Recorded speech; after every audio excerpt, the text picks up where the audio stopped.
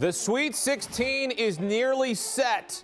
Miami into the Sweet 16, 85-69 over Indiana from Albany, where guard play once again reigns supreme. Isaiah Wong, Jordan Miller combining for 46 of the Hurricanes' 85 points in this one. Trace Jackson-Davis and Jalen Hood-Schifino, the senior and freshman, valiant effort by the Hoosiers, who are an at-large, as well as Miami.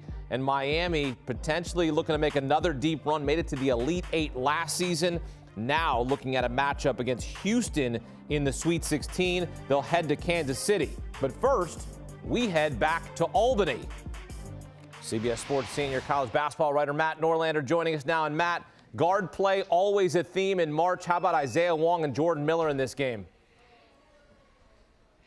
Unbelievable. I mean, it's Miami up and down, though. Norchad Omier had 17 rebounds. Miami has the dudes. Second straight year. Obviously, you just mentioned Hakeem getting to a second weekend. Thoroughly impressive. Indiana made a great push in the second half.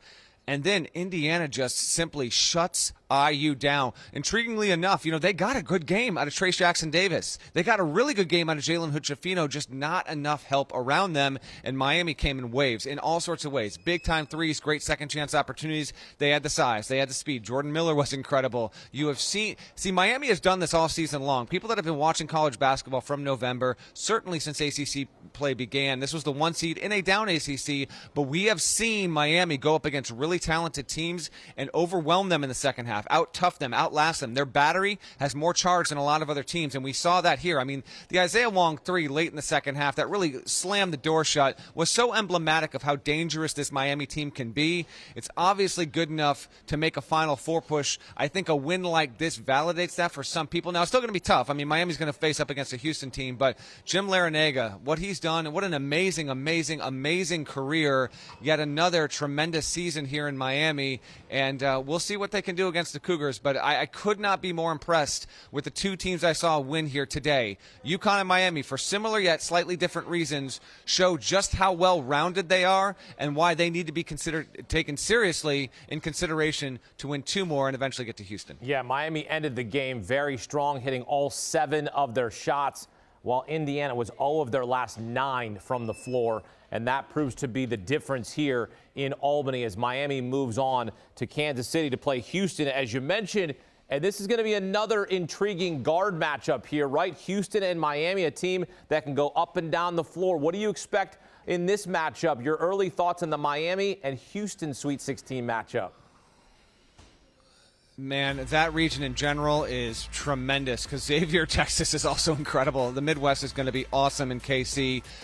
Yes, this will be a game that probably will be won by the guards. Houston has the edge slightly in that overall matchup because Houston has the best three-guard attack in the tournament. There's no doubt about that. They've got Sasser, who's an incredible player. But Nigel Pack can launch it from deep. Isaiah Wong has a clutch team that's undeniable. And Jordan Miller just knows how to show up for the right plays at the right time. It's a fantastic matchup. And then the Norchad Omier versus Jarris Walker head-to-head. Oh, my goodness. This is just awesome, awesome theater here. You can see Wong, what he did, and how he helped push Miami through. I'll remind viewers, it was last April, after we had been finished with the season, Final Four national title game had been done. Nigel Pack came to Miami. Isaiah Wong went public with some of his disagreements over the nature of how this NIL thing was working out. He threatened to leave the team. He did not. He came back, and because of that, Miami was well-seeded, well-equipped to make a run in the tournament. That's exactly what it's done. Jim Larrañaga and the Miami Hurricanes have been outstanding and one of the most impressive teams we've seen through the first weekend of the tournament. Perhaps we have Jim Larrañaga back to the Final Four. George Mason in 2006, maybe Miami here in 2023 against Houston, who's in the Final Four all the time. And that's the team that wants to get to Houston to play in the hometown and do some damage there, but they got to get through Miami, a very good Hurricane squad who takes care of Indiana to move on to the Sweet 16. Matt, appreciate it. Matt Norlander joining us from Albany and much more from his crew on the Ion College Basketball Podcast. Hey, you'll get a live edition tonight. Gary Parrish, Kyle Boone on the Ion College Basketball Podcast as they wrap up and they set the scene for the Sweet 16 as we look ahead at the March Madness. Do you want a sports network that delivers everything that matters about the game? The highlights, the picks, the instant analysis, no yelling, no fake debates, no politics. Hit the subscribe button and never miss a moment.